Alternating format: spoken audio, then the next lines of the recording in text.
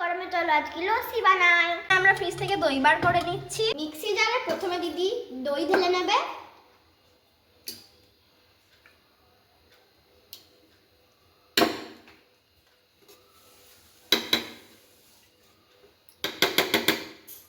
এবার আমরা একটু জল দিয়ে দেব।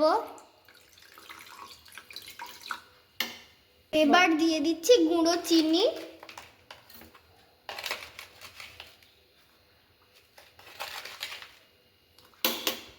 অল্প একটু নুন দিয়ে দেব।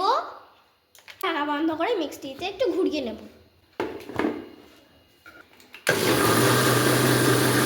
লস্যিটা গ্লাসে ঢেলে নেব।